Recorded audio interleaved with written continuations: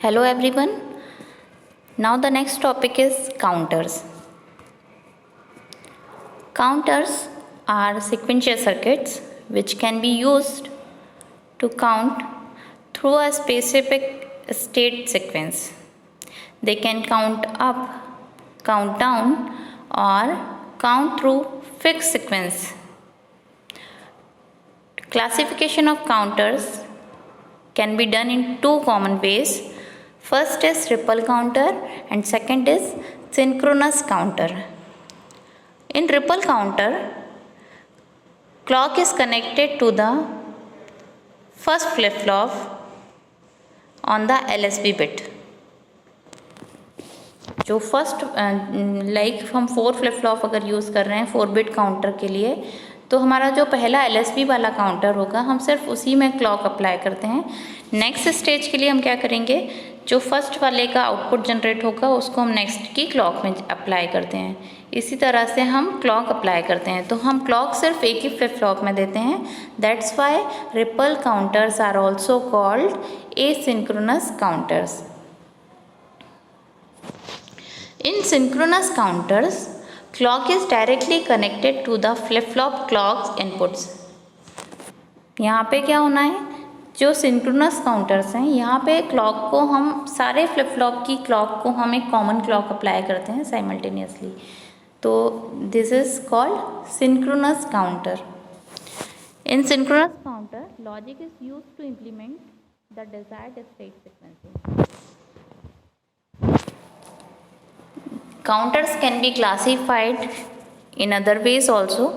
First classification is asynchronous and synchronous counter, which we have discussed already. Second is single and multi-mode counter. Single mode and multi-mode, two types of mode are there. First, single mode means it can count up or it can count down. Only one mode is available. Either वो up counting करेगा या फिर वो down counting करेगा, तो these two types are called single mode counter. Other one is multi mode counter, जिसमें up down counting होती है। एक ही काउंटर में अप काउंटिंग भी परफॉर्म कर सकता है और डाउन काउंटिंग भी परफॉर्म कर सकता है। That's why it is called multi mode counter. Third type is modulus counter. A modulus counter are defined based on number of states. They can be capable of counting. Modulus counter को हम अपने accordingly कुछ modify भी कर सकते हैं। हम particular किसी एक स्टेट तक काउंट करा सकते हैं हम चाहें तो। So let's start the first counter, ripple और asynchronous counter. Ripple counters are asynchronous, we have already discussed. Here n state counter that is formed from n cascaded flip flop. For example, अगर हमें n state counter चाहिए तो हमें कितना use करनी पड़ेगी, हमें n number of flip flop हमें यूज़ करना पड़ेगा। हम इसको ऐसे देख सकते हैं कि हम बोलें 4 बिट काउंटर, n स्टेट नहीं होगा, ये होगा n बिट काउंटर।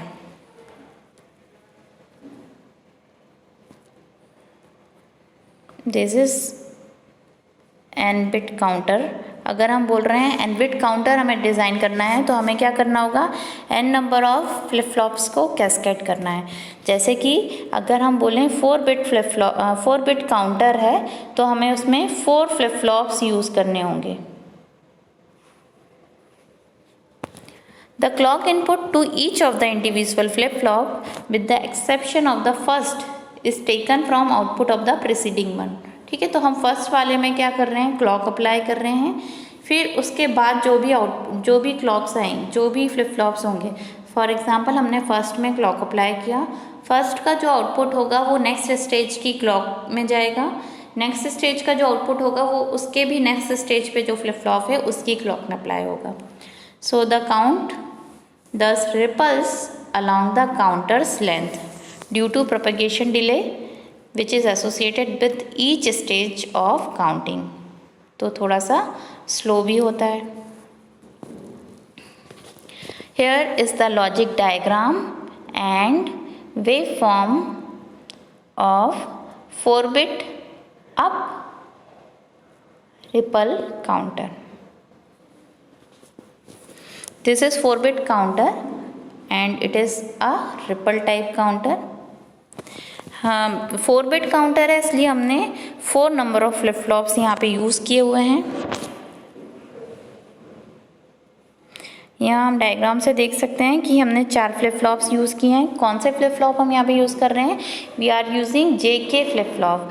और JK फ्लिप फ्लॉप में हमें पता है कि जब भी हम JK फ्लिप फ्लॉप के दोनों इनपुट्स को हम हाई इनपुट्स अप्लाई कर दें, लॉजिक 1 अप्लाई करें J और K दोनों इनपुट्स में, तो आउटपुट जो होगा वो क्या करेगा? टॉगल करेगा। तो यहाँ पे हम JK फ्लिप फ्लॉप का टॉगल प्रिंसिपल यूज़ करने वाले हैं। तो जितने भी फ्लिप फ्लॉप्स हैं, flip flop number 0, flip flop 1 and up to flip flop number 3, J and K flip flop सभी को हमने ज्वाइन करके लॉजिक 1 से हमने लॉजिक लेवल 1 से कनेक्ट कर दिया है। मतलब हम क्या चाहते हैं? हम चाहते हैं कि यहाँ पे टॉगलिंग इफेक्ट ऑकर हो। देन हमने ये, क्योंकि एसिंक्रोनस काउंटर है, मैंने बताया कि जो फर्स्ट वाला फ्लिप फ्लॉप है ये हमारा क्या देगा? जनरेट करेगा, ये जनरेट करेगा LSB बिट। तो LSB बिट वाला जो फ्लिप फ्लॉप है हमने यहाँ पे इसमें क्लॉक अप्लाई करी है। नेक्स्ट स्टेज का फ्लिप फ्लॉप है फ्लिप फ्लॉप नंबर 1, जिसकी क्लॉक हमने किससे कनेक्ट की हुई है? इसके प्रीवियस वाले के आउटपुट से हमने इसकी क्लॉक को कनेक्ट किया हुआ है।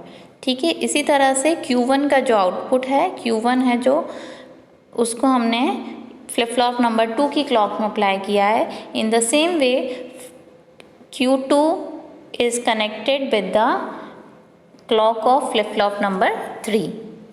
तो यहाँ पे हम देख सकते हैं कि ये जो सिंबल हम यूज़ कर रहे हैं एज, नेगेटिव एज के लिए हमने यूज़ किया है। तो ये जो फ्लिप फ्लॉप है ये नेगेटिव एज पे काम करेगा क्लॉक की।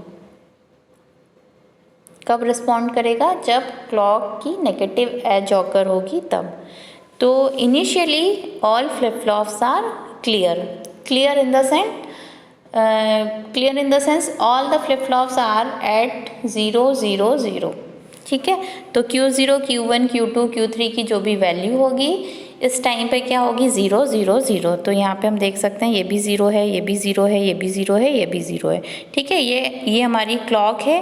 क्लॉक हमने सिर्फ फर्स्ट फ्लिप फ्लॉप पे दी है, तो हम इसको फिगर से समझते हैं कि एग्जैक्टली वेव फॉर्म से समझते हैं कि ये ऑपरेशन परफॉर्म कर कैसे रहा है। तो यहाँ पे जहाँ पे भी नेगेटिव क्लॉक आएगी तब हमारा फर्स्ट वाला फ्लिप फ्लॉप टॉगल करेगा। ठीक है, तो अभी हमने क्लॉक देखा। क्लॉक के बाद अब हमें कौन सी वाली वेव फॉर्म देखनी है? हमें सिर्फ अभी Q0 को नोट करना है।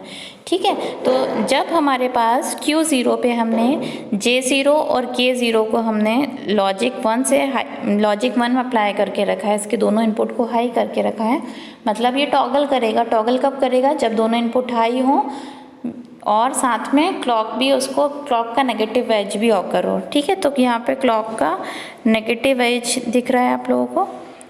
ये जो डैश वाला पार्ट है ये हमारा नेगेटिव एज आ रहा है क्लॉक का। तो इस पॉइंट पे आके हमारा जो Q0 है, पहले इनिशियली क्या था? यहाँ पे 0 था, तो ये 0 से चेंज होके टॉगल होके क्या वैल्यू देगा? It will give logic 1। तो ये चेंज हो गया।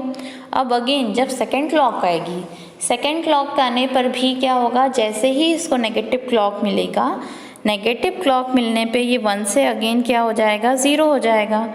ठीक है, इसी तरह से इसको जब थर्ड क्लॉक मिलेगी तो ये 0 से 1, फोर्थ क्लॉक पे 1 से 0, फिफ्थ क्लॉक पे 0 से 1। तो इस तरह से ये हर एक नेगेटिव एज पे लो हाई शो करता रहेगा। ठीक है, तो अब हमने Q0 देख लिया। Q0 को हमें सिर्फ ये ध्यान रखना है कि क्लॉक के साथ जो हम क्लॉक अप्लाई कर रहे हैं उसके साथ कौन सा वाला फ्लिप फ्लॉप रिस्पॉन्ड कर रहा है? फर्स्ट वाला फ्लिप फ्लॉप जो हमें LSB बिट शो दे रहा है। ठीक है, Q0 हमारा 0 से 1, 1 से 0, 0 से 1, 1 से 0 हर एक नेगेटिव एज पे चेंज होता जाएगा, टॉगल होता जाएगा। अब हमें क्या देखना है? अब हमें देखना है output of flip flop number 1। तो फ्लिप फ्लॉप नंबर 1 को चेक करने के लिए हमें क्लॉक नहीं देखनी होगी, क्योंकि क्लॉक हमारी सिर्फ पहले वाले पे अप्लाइड है। तो फ्लिप फ्लॉप 1 पे कौन सी क्लॉक हमें मिल रही है? फ्लिप फ्लॉप 1 किससे कनेक्टेड है? Output of LSB flip flop. Q0 से फ्लिप फ्लॉप नंबर 1 की क्लॉक कनेक्टेड है। तो अब हमारी जो नई फ्लिप फ्लॉप 1 के लिए जो क्लॉक होगी वो क्या होगी? Q0 होगी, राइट। तो Q0 अब हमारी क्लॉक बन गई है। Q0 is clock for flip flop 1, ठीक है। तो फ्लिप फ्लॉप 1 के लिए हम अब इसको कंसीडर करेंगे। और फ्लिप फ्लॉप 1 भी हम देख रहे हैं कि ये नेगेटिव एज ट्रिगर है। तो नेगेटिव एज जब भी ऑकर होगी इस क्लॉक की, तब हमारा Q1 का आउटपुट भी टॉगल करेगा। तो यहाँ से हम देखें, ये हमारी नेगेटिव एज है, ये भी एक नेगेटिव एज है, ये भी नेगेटिव एज है। तो ये सारी हमारी नेगेटिव एजेस बन गई हैं, राइट। तो यहाँ पे हम देखें, यहाँ पे हमारा Q1 क्या था? पहले 0 था, ठीक है। अब जैसे ही इसको नेगेटिव एज मिली, ये क्या हो गया? 1 हो गया। अगेन जब इसको सेकेंड नेगेटिव एज मिली तो ये 1 से वापस हो गया 0। सेकेंड के बाद थर्ड एज मिली नेगेटिव, तो ये 0 से 1, फिर 0, फिर 1, फिर 0, फिर 1, कुछ इस तरह से ये चेंज होता जा रहा है, ठीक है। अब हमारा ये हो गया Q1।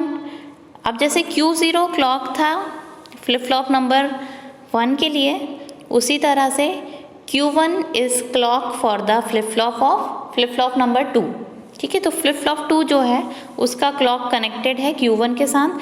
तो अब now Q1 will be act as the clock for the flip flop number 2, ठीक है। तो अब इसी तरह से हम यहाँ पे देखें तो अब ये हमारी नई क्लॉक हो गई है। अब अपन चेंज कर लेते हैं थोड़ा सा।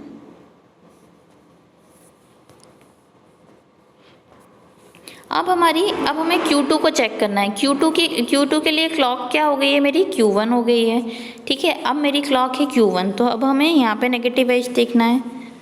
तो ये मेरी नेगेटिव एज है, यहाँ पे हमने नोट कर ली, ठीक है। तो यहाँ से हम नोट करेंगे। तो अब ये मेरा क्या बन गया है?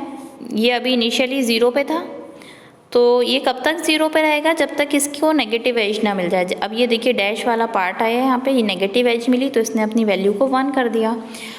ये 1 कब तक रहेगा? जब तक इसको अगेन नेगेटिव एज ना मिल जाए। जैसे ही नेगेटिव एज मिली, इसने फिर से अपनी वैल्यू को 0 कर दिया।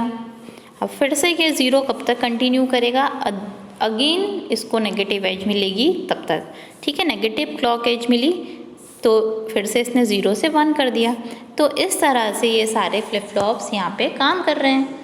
यहाँ पे एक का आउटपुट क्योंकि दूसरे के क्लॉक में कनेक्टेड है, तो हर एक आउटपुट दूसरे की क्लॉक की तरह बिहेव करता जा रहा है। तो इस तरह से यहाँ पे काउंटिंग सीक्वेंस बन जाएगा। अब जैसे हम यहाँ से देखें, अब इसको थोड़ा सा काउंट करके देखें। अभी ये पूरा नहीं बन पाया है। 0 0 0 0, ठीक है। इनिशियली हमने सबसे पहले जो स्टार्ट किया था क्लॉक को 0 0 0 से ही किया था। फिर हमारा चेंज, जब हमारी फर्स्ट क्लॉक मिली थी, इस वाले फ्लिप फ्लॉप की फर्स्ट क्लॉक जब मिली तो मेरी वैल्यू हो गई 0 0 0 1, ठीक है। जब इसकी नेक्स्ट क्लॉक मिली, हमें सेकेंड क्लॉक मिली, तो हमें मिला 0 0 1 0, फिर 0 0 1 1, फिर अब हमें मिल रहा है 0 1 0 0 0 1 0 1 5, ठीक है। 0 1 1 0, फिर ये हो गया 0 1 1 1, ठीक है। यहाँ तक आप देखिए सीक्वेंस, इस 0 0 0 की वैल्यू होती है 0, 0 0 0 1 की वैल्यू होती है 1, 0 0 1 0 की वैल्यू होती है 2, 0 0 1 1 is 3, 0 1 0 0 is 4, and 0 1 0 1 is 5, 0 1 1 0 is 6, 0 1 1 is 7। अब यहाँ पे देखिए ये हो गया है 1 0 0 0, मतलब 8। नेक्स्ट है 1 0 0 1, that is 9, then 1 0 1 0, ये हो गया 10। ठीक है, इस तरह से ये टोटल 16 काउंट हमें जनरेट करके देगा। देखो ये 16th वाली जो क्लॉक मिलेगी इस टाइम पे ये क्या दे रहा है, 1 1 1 1। ठीक है, तो ये अब हमारा क्या आ गया, 1 1 1 1 क्या होता है, 15 होता है। ठीक है, तो 15 आ गया। तो ये काउंटिंग क्या कर रहा है, इसने 0 से स्टार्ट किया, ये आया 1 पे, 1 से 2 पे, 2 से 3 पे, 3 से 4, फिर 5, फिर 6, फिर 7, फिर 8, ऐसे 15 तक ये काउंट कर रहा है। ठीक है, तो इस तरह से रिपल काउंटर जो है हमारा, ये क्या कर रहा है, 15 तक काउंट कर रहा है, 0 से लेके 15। तो टोटल कितनी स्टेट काउंट कर रहा है ये, टोटल 16 स्टेट्स ये काउंट कर रहा है। यहाँ पे अगर हम देखें तो हमने कितने बिट लिए थे, हमने लिए थे 4 बिट। तो 4 बिट का मैक्सिमम काउंट कितना हो सकता है, मैक्सिमम काउंट हम बोलेंगे जहाँ तक ये मैक्सिमम काउंट कर पाएगा। तो ये मैक्सिमम काउंट कर सकता है 2 की पावर 4 तक। तो इसका maximum count 2 to the power 4 minus 1 तक। ठीक है, तो ये किसके इक्वल हो जाएगा, 15 तक। ठीक है, और इसमें टोटल नंबर ऑफ स्टेट्स हमारी हो जाएंगी 16। ठीक है, नंबर ऑफ स्टेट 16 कैसे हो रही हैं, 0 1 2 अप टू 15। तो ऐसे नंबर, इसमें 3 चीज़ें इंपॉर्टेंट हैं हमारी। ठीक है, हम जब भी हम काउंटर बनाएंगे, हमने उसका लॉजिक डायग्राम बनाया, उसका वेव फॉर्म बनाया, वेव फॉर्म बना के अब हमें ये पता चल जाएगा कि उसमें कितनी स्टेट्स ऑकर हो रही हैं। तो यहाँ पे हम देखें तो हमारी जो नंबर ऑफ स्टेट्स हैं, टोटल नंबर ऑफ स्टेट्स हमारी मिल रही हैं 16, 0 1 2 3 अप टू 15। तो 0 से 15 तक टोटल 16 स्टेट्स हो गई हैं। और मैक्सिमम काउंट क्या हो जाएगा, मैक्सिमम काउंट मीन्स जिस मैक्सिमम नंबर तक वो काउंट कर पाएगा। ठीक है, तो यहाँ पे हम देख चुके हैं कि 16th क्लॉक के बाद मैक्सिमम काउंटिंग वो कर पा रहा है नंबर 15 तक। तो इसलिए इस काउंटर का जो मैक्सिमम काउंट होगा दैट इज़ 15। इसके बाद इसमें एक स्टेट डायग्राम भी होता है। सो स्टेट डायग्राम हम देखें, स्टेट डायग्राम में यहीं पे बता देती हूँ आपको। ये क्योंकि हमारा 4 बिट का काउंटर है, तो 0 0 0 0 से स्टार्ट होगा क्योंकि ये अप काउंटर है। फिर हम लिखेंगे 0 0 0 1, फिर हम लिखते हैं 0 0 1 0, फिर हमने लिखा 0 0 1 1, फिर लिखे हम 0 0 0 1 0 0, फिर 0 1 0 1, फिर 0 1 1 0, फिर 0 1 1 1, फिर हम लेंगे 1 0 0, फिर 1 0 0 1,